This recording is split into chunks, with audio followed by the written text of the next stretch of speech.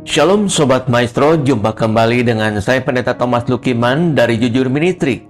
Visi dan misi dari Jujur Ministry adalah visinya melayani dengan kasih sesuai dengan perintah kerajaan Allah, menjadi perpanjangan tangan Tuhan bagi orang miskin. Misinya membantu mensejahterakan masyarakat yang miskin, membangkitkan empati bagi orang tua dan anak-anak muda yang memiliki gaya hidup berbagi dan memiliki hati yang berkemurahan. Baik, sebelum kita akan mendengarkan perenungan firman Tuhan, kita akan memulainya di dalam doa. Bapa, di dalam nama Tuhan Yesus, kami mengucap syukur bila hari ini kami boleh menerima segala kebaikan-Mu dan anugerah-Mu yang berlimpah-limpah di dalam setiap kehidupan kami. Melalui perenungan firman Tuhan ini, kami boleh lebih mengenal akan pribadi-Mu. Kami membuka hati dan pikiran kami siap untuk diberkati oleh kebenaran firman-Mu. Di dalam nama Tuhan Yesus, amin. Sobat Maestro, tema firman Tuhan hari ini terlepas dari jerat hutang. Di dalam Amsal pasal 22 ayat 7, orang kaya menguasai orang miskin, yang berhutang menjadi budak dari yang menghutangi. Hukumnya hutang adalah wajib dibayar kembali, kecuali bila direlakan oleh si pemberi hutang. Kalau tidak membayar sampai meninggal, maka harus dibayarkan oleh ahli warisnya. Jadi hutang akan mengikat hidup, seperti budak hutang kepada yang menghutanginya.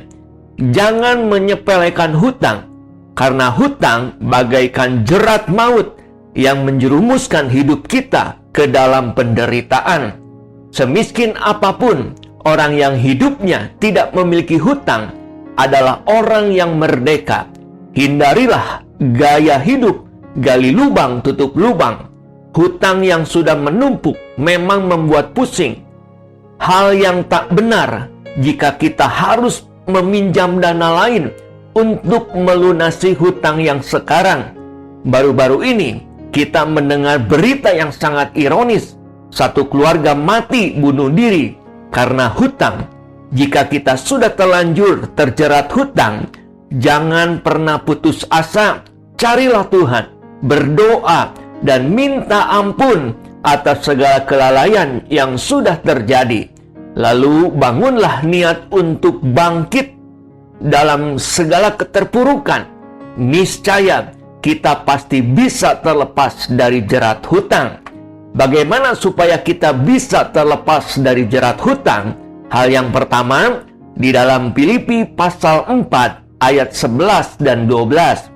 Kukatakan ini bukanlah karena kekurangan, sebab aku telah belajar mencukupkan diri dalam segala keadaan. Aku tahu apa itu kekurangan, dan aku tahu apa itu kelimpahan. Dalam segala hal dan dalam segala perkara, tidak ada sesuatu yang merupakan rahasia bagiku, baik dalam hal kenyang maupun dalam hal kelaparan, baik dalam hal kelimpahan maupun dalam hal kekurangan. Hal yang pertama, belajar mencukupkan diri dalam segala keadaan, yaitu hidup sederhana. Untuk bisa melunasi hutang, kita harus mampu menahan laju pengeluaran, yaitu gaya hidup konsumtif. Cobalah kurangi pengeluaran. Hiduplah dengan budget minimalis. Jangan jadikan hutang sebagai kebiasaan. Jauhkan kartu kredit. Jangan buka aplikasi pinjol lagi. Dengan begitu, kita dapat fokus mengelola pembayaran hutang. Cari dan dapatkan pekerjaan sampingan untuk meningkatkan penghasilan. Ada banyak alternatif untuk bisa menambah penghasilan. Kalau sudah mampu bayar hutang kita, jangan menunda-nunda untuk melunasi hutang. Setelah itu, sebisa mungkin janganlah kita berhutang lagi kepada siapapun juga. Kunci hidup mencukupkan diri dalam segala keadaan atau hidup sederhana adalah bersyukur atas apapun yang terjadi dalam kehidupan kita. Namun seringkali ada orang yang begitu sulitnya untuk mengucap syukur. Padahal rasa syukur adalah langkah awal menuju kebahagiaan. Akan semakin lengkap Bila rasa syukur dilakukan dengan hati yang tulus ikhlas atas segala cobaan yang dialami, sabar atas beratnya ujian merupakan tips untuk hidup tenang disertai damai sejahtera dan sukacita. Jangan suka membandingkan hidup kita dengan orang lain. Waktu yang diberikan untuk bisa sukses bagi tiap orang itu berbeda-beda. Setiap orang punya kelebihan dan kekurangannya masing-masing. Bersyukurlah kepada Allah atas kasih setianya. Akan membangun pikiran kita menjadi pikiran yang positif, bukan yang negatif. Pikiran yang negatif sifatnya buruk, yang akan membatasi segala prospek hidup kita menjadi terbatas. Padahal Tuhan Allah kita adalah Tuhan Allah yang tidak terbatas. Jangan berkecil hati jika sampai hari ini kita hanya hidup serba pas-pasan. Jabatan, kedudukan, dan status biasa-biasa saja. Harta juga tidak seberapa. Yang penting hidup kita bisa dipenuhi dengan damai sejahtera dan sukacita. Ketahuilah, manfaat terbesar bagi hidup kita adalah kekekalan, bukan pencapaian hasil seperti harta dan pangkat. Hal yang kedua, di dalam Lukas pasal 16 ayat 11. Jadi, jikalau kamu tidak setia dalam hal mamon yang tidak jujur, siapakah yang akan mempercayakan kepadamu harta yang sesungguhnya? Hal yang kedua, orang hidup tidak terlepas dari uang.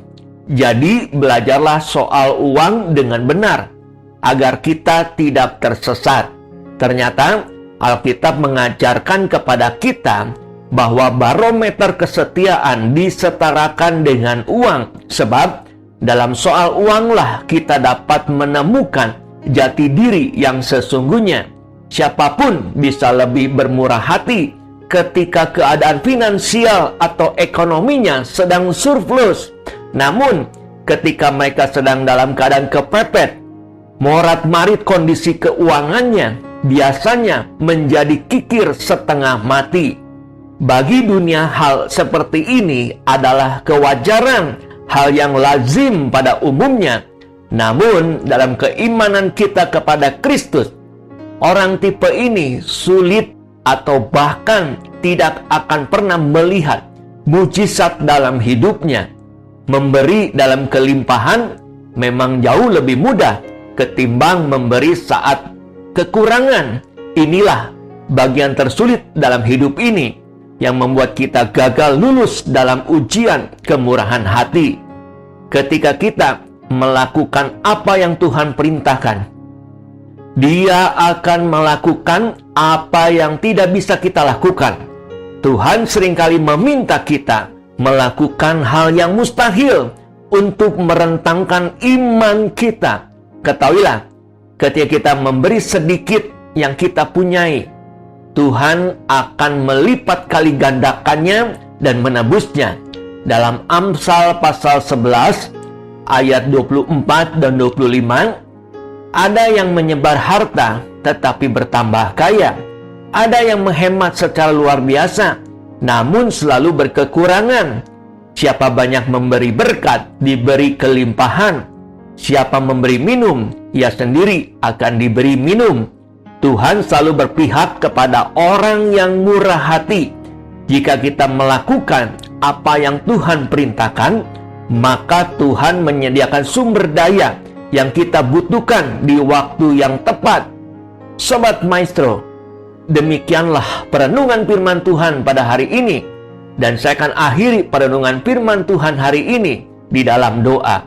Bapa, terima kasih bila hari ini kami boleh mendengarkan kebenaran firman Tuhan yang menuntun hidup kami saat menghadapi dan menjalani realitas kehidupan ini. Hari ini kami telah belajar bagaimana kami terlepas dari jerat hutang. Hal yang pertama, kami belajar mencukupkan diri kami dengan segala keadaan, yaitu hidup sederhana. Kalau sudah mampu, kami langsung membayar hutang kami. Kami tidak akan menunda-nunda untuk melunasi hutang. Hal yang kedua, kami mau belajar soal uang dengan benar, agar kami tidak tersesat. Tuhan selalu berpihak kepada orang yang murah hati jika kami melakukan apa yang Tuhan perintahkan dalam hidup kami.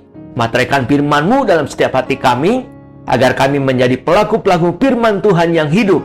Di dalam nama Tuhan Yesus, kami berdoa dan mengucap syukur.